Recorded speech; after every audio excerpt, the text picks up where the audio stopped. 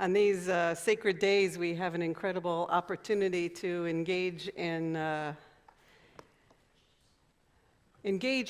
process, engage in something that is, I don't know. I had a president of a congregation that I served for many years on Nantucket Island. For 13 years, I was the rabbi there, mostly seasonally. And of course, I have to say it. It was a difficult post, but somebody had to do it. Incredible place. Anyway, so this president, the first president I worked with there, Ira Ostro, of blessed memory, he liked to say to me during the summer, and everything was glorious, and I gave some sermon about, searching our souls. He would say, "Rabbi, people don't come to Nantucket to clean out their basements." Okay, I admitted he had to say it several times till I got what he was trying to say to me. But friends, how do you feel when you've cleaned out your basement and cleared off your desk? Amazing. I knew I could count on you. Amazing, right? And for some of us, it happens at the end of every day. It's all neat and organized. And some of us need the end of the week to get there and say, okay, I've done what I've done. I mean, how many of you get to the end of the week and there's that checklist, just you're nowhere near, right? Liv, you get this too. It's just, you just didn't get to it all. And then there are the people, do you remember there are people, I don't think there are any anymore, but Lee knows what I'm talking about. They're the people who, they get their email inbox to 0. I mean, is that possible?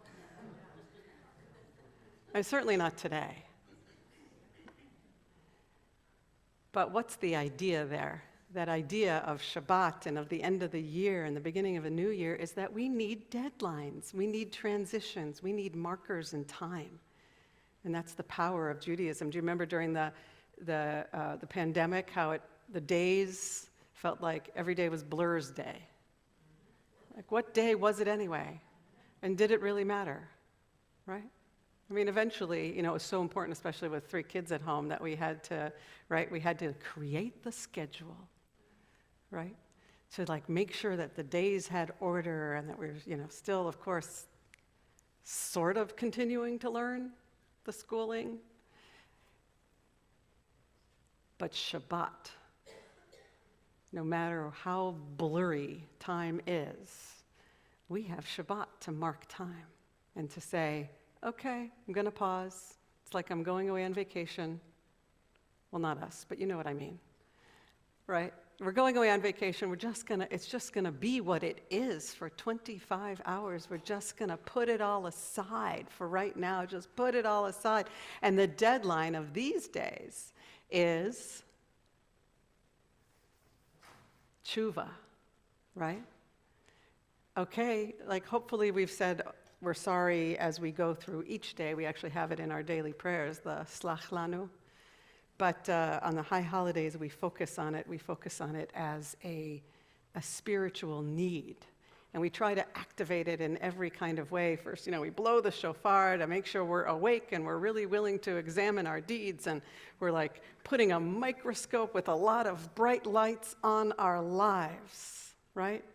It's like one of those mirrors that's, in the bathroom, or makeup mirror that's magnified times, I think 3 is plenty. But sometimes it's times 5, and then there's times 10. And what happens if you look at a mirror that's magnified times 10?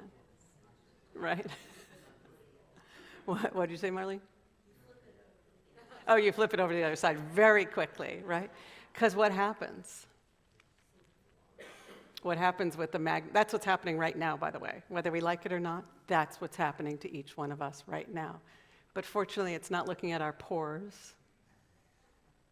It's looking at our lives on the inside, right? The mirror is the superficial, right? But it's a good metaphor to say, what are we actually meant to be doing on these days inside? God is looking beneath all the stuff that we see when we magnify times 5 or 10 in the mirror. On the inside, it's getting magnified. And so the rabbis are over the ages, and especially the Rambam and Jonah, Rabbi Jonah of Garanda, they've written lots and lots of books or texts, and there's books written about those texts, and there's no end to them, about how does one go about this process of both examining our deeds and responding to the fact that, right, just like nobody's skin is perfect. Okay, maybe you know somebody, or you are people whose skin is perfect, but nobody is perfect. And certainly on the inside, none of us are perfect. So how do we go about this process? And I'm thankful that we don't have just a couple hours to do it. It's a process. We prepare for it during Elul, and I know the Minyan folks have been reading from the book that I co-authored before I really understood how complicated life could be. I mean, really, I like co-authored this book with Rabbi Karyolitsky, and he is just such an amazing thinker and author and writer. I mean, what did I know about marriage, for example? You know? So complicated, isn't it? It's complicated. Like every day, you can screw up anew. Did I just say that on the bima? I'm sorry. You know what I mean. You can mess up. You can get it wrong. You can miscommunicate. Right? Miscommunicate, right? Oh, I thought you meant the guests were coming tonight, not today for lunch. I thought that you were going to pick up the kids. Right? Isn't that a biggie? I thought that weren't you going to take out the garbage? Right? Or whatever it is.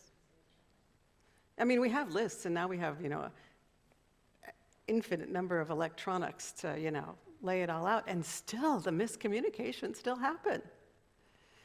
So these days are really, I see it about as trying to fix our communications, fix our systems, right? Look deep inside and say, okay, that, and that were in my control. So much is out of our control. I mean, we can't control other people, right? We can't, there's so much about the world we spoke about that we can't control, but that, and that, it's in my power to do it a little better. But before I can be a very, American and positive, and we're just gonna fix it, right, all the time, we're just everything's generally very positive from an American perspective. The Jewish perspective is hang on just a second before you get all, and there, by the way, the shelves of books about this, or the electronic shelves about the literature of how to be better, how to do better, how to have better habits, right? How to be more efficient, right? It's endless. It's endless, the possibilities. So that's all about the future. But Judaism says, right now, today, there's 10 days, before you go to the future, let's look at the past. Let's be honest about it. And what were those areas that I could have done better? So in the steps of tshuva, Maimonides stresses that first there's that self-acknowledgement. And I was speaking with somebody recently about how similar tshuva process is to 12-step programs, or all the step programs, right? Whatever they are, right? Programs to help us transform ourselves. By the way, they're very based on, I think, Jewish ideas of tshuva. And so that's what we're in right now, by the way, everybody. We are in a 10-step program. Seriously, each day, and by the way, we're already at day 2. Do you feel the deadline coming? You feel it? Next Friday, you feel it? So we have to get this right each day. So what are the steps? So Maimonides says, first you have to acknowledge it, be willing to look at that mirror, magnifying what God sees. We're under a microscope with a lot of light. Just, write down those things for yourself. What are they? The things that were in your control that we messed up. Let's just admit it. And then there's how did it affect other people? Right? Because we're very much about our individual lives. How did it affect other people? And then it's about how do you turn to other people? And we practice this in one of our series, our sessions of preparing your heart for the high holy days. How do you actually do this? How do you turn to other people? So we have this practice that during this time of the year, we say to each person in our lives, right? Stacy, I probably said and did something that offended you during the course of this year. He's hidden, so you can't see his expression. He's laughing because there are so many of them. No. But I probably did something that offended you in some way or hurt you in some way during the course of this year, right? Because, we're working on 1,000 details every day. Every day. And hopefully, this is why he's behind the thing right now.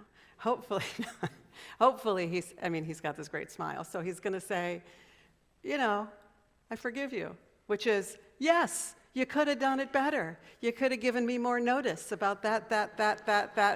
You're laughing because you know me, right? You could have given me more notice, or you could have realized that our facilities staff is down 2 people. So guess what, Rabbi? He doesn't say it this way, but of course.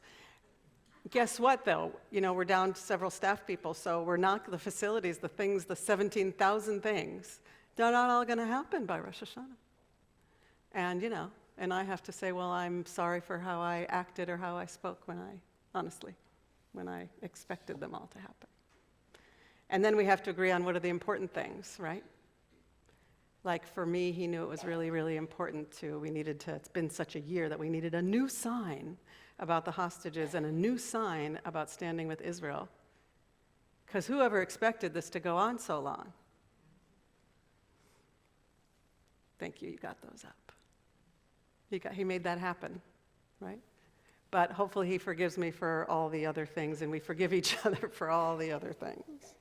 Anyway, so I'm just modeling it because it's weird. Did you just feel like you were getting into like some kind of intimate thing? But I'm modeling it, well, first of all, because it's easy when you have a pretty honest relationship with someone. It's harder. Right, by the way, and I think I've done these 17,000 things, but if we had a longer opportunity right now, he would tell me about the 17,000 other things that I did that I may not even be aware of, right? That's the honest conversation. And then what? And then, so that was a relatively comfortable one, maybe not. We're still in the middle of it. I'll get back to you about that on Yom Kippur. And then, you go to the next stage, which is the harder one, the one where the communication isn't as easy, or the person who's farther away, or the person you don't talk to and engage with every day, so it's a little harder. And here's what I do not accept. You may not post on social media. And for all those who I have hurt in the past year, I ask forgiveness, Shana Tova. Do you see those? Do you get those? I mean, really? It's nice. We actually did that in the introduction to the book. And for all those, really? That's not really tshuva. It's ridiculous. Like, I feel good about it. But is that tshuva? No, because nobody got a chance to say, like Stacy's going to spend the next week saying to me, actually, you have covered a few of them, but there were others, right? And that's where it gets harder. But what we're all after, both sides, just think about the people in your own lives who you don't forgive right now, in your own lives. I'm not talking about like the big extreme ones that are just beyond, right? I'm not like saying, let's talk about forgiving the Nazis, and obviously it's way too, I can't even say, no. I'm talking about the people that are in our relationships, in our families, right? Sometimes they've even passed away before we got a chance to say it. What do we do then? So Maimonides and the other scholars of this area say, take it step by step. Like, first it's your family. You could say, and this is, I think, very powerful in psychology, Debbie will tell me how she sees this, but first you have to forgive yourself. Right, that's the looking in the mirror. First, you have to forgive yourself. And then it's easier, once I acknowledge that, to then turn to Stacy, turn to the cantor, turn to my family and say, yes, I was late. Or I missed that soccer game that I thought I was going to get to a couple days ago. Yeah, it was raining. I thought it might be canceled. What am I doing when I say that? Excuses. I mean, I should have just known this is true. Are any of them watching? Is this true? I really thought I was going to make it. I didn't know that the funeral that day was going to have 7 speakers and the Baltimore Choral Society singing 3 pieces. I honestly didn't know. Should I have known? I don't think I could have known because they didn't decide it till that morning. And so, yeah, I was still in the cemetery when I had planned to be at the soccer game. And maybe I could have had Cantor Gerber go to the... That's good. I should have sent Cantor Gerber to the soccer game. No, that's good. Benny Shai might have liked that. Yeah. Anyway, so could have just... Anybody want to go to the next soccer game? Okay, it was against BT, I just want to say, and BT completely has a much better soccer game than Krieger Schechter, just in case anybody wanted to know. Anyway, so I'm feeling terrible about this. I'm apologizing with all my excuses, right? But turns out that Benny Shai, the soccer player, our son, our third, well, first of all, is he used to me being late and missing a, like, Ima, I didn't really expect you to be there, but there are times. But it turns out, I opened the conversation, it turns out like that wasn't upsetting to him, but something else is that I wasn't even aware of, right? That's the power of the conversation. And if you don't open it up, I'm going to walk around feeling terrible about a soccer game, and it turns out he didn't even really care that much. But I would never know about the other thing that he really cared about, that I wasn't even aware of. I didn't realize it was important. I didn't realize what he was expecting, right? So this is what we're doing right now. This is what we're doing right now, is having those honest conversations. And is it easy? No. But boy, if you get to Yom Kippur and you've had even a couple of these conversations, you can do it. You feel like, wow, I can start again. And then, right, we have a closer relationship. Like, now I know a little bit, I'll know a little bit more for next year about asking, first of all, like how, on a scale of 10, this is what I do to my kids all the time, right? On a scale of 10, how important is X, Y, or Z? Right? Because maybe I think it's X and it's actually Z, and then, you can organize your schedule differently because it turns out that something is important in a different way. Anyway, what I'm trying to model here is, and we'll carry on in a moment, is that this is a gift, these 10 days, which are now 7. This is a gift. This is a whole program that we're invited into, and if you choose to walk this path, I assure you, maybe not the most difficult ones, but you can end up in a closer relationship with the people that you live with and the people you work with, and then, really, the next year is going to be sweeter and better. That's the invitation. I hope you'll RSVP with yes. And feel free to share with me or somebody else like what your RSVP number is. And somebody actually showed me on their phone that they reached out to somebody they were estranged from, and it turned out that it was actually much easier than they thought to pull back the closeness.